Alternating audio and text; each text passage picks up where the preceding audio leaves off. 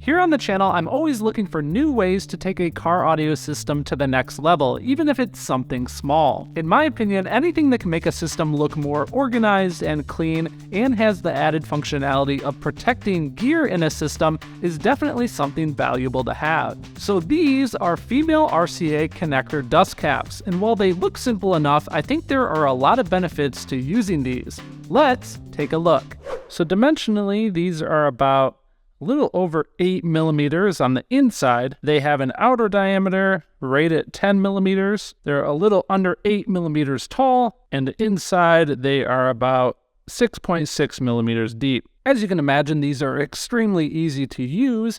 You just take them and you go ahead and you push it over the unused RCA port. I will say I've used these on a wide variety of different brands of gear, different style RCAs, and they definitely fit really nice. There's no concerns with these falling off. They have a nice snug fit. In fact, to get them off, you really have to kind of pry them off with your fingernail or use a small plastic pry tool. In terms of coverage, I would say that these cover about 95% of the connector. You can see a small sliver of connector is still exposed there with these fully on, and I would imagine that that could change from manufacturer to manufacturer. As an example, on this JL audio amp, let's say we only have 2 channels of input coming in, so we want to protect this one here.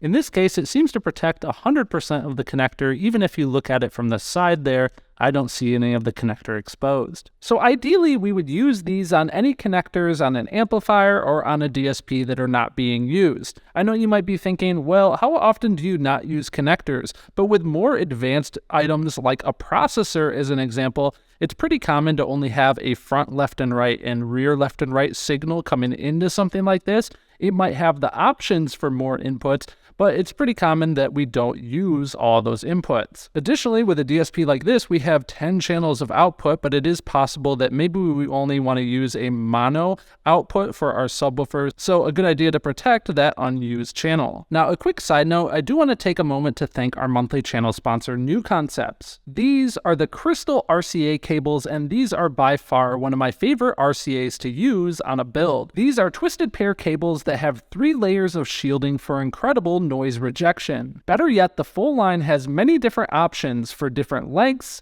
different quantities of channels, and options for splitters. I love this because then you can use matching RCA wires for all the different applications throughout a build. To learn more about New Concepts, check out the link down in the video description. Now, if you think about it, these prevent dust and moisture from getting inside of the connections. Even in the product listing for these, they list that these provide rust protection for the components as well. If we were to leave our connectors exposed, dust and dirt and grime and other debris can get on the inside there, and then when we go to make a connection, it could potentially hurt the signal quality. These will protect our gear, make it last longer, and even give us a potentially higher resale value if we go to sell our gear in the future. Now, I need your opinion because I also feel that the biggest benefit of these is they really give this a much more finished look. If you imagine if all these ports were filled with their wires and then these ones are kind of just blanked out, I really like the way that that looks. There's also the added benefit that let's say that you needed to remove the DSP rack to get at something else in the build, and let's say you're going to plug the wires back in, there's less potential for plugging the wires back into the wrong channels. Of course, you could still make a mistake here. I'm just saying it's not as likely. So what are your thoughts on these? I did a lot of digging on these and found them at the most cost-effective price at the link down in the video description. Coming in at under 10 cents each, these are just a small investment, and I think that they're worth it. If you'd like to learn more about car audio wiring, check out my other videos here on the channel. If you need car audio wiring and RCAs, definitely check out our show sponsor, New Concepts, at the link down in the video description. And a special thanks to Jerry, William, and the rest of the Patreon membership team. Thank you guys for watching.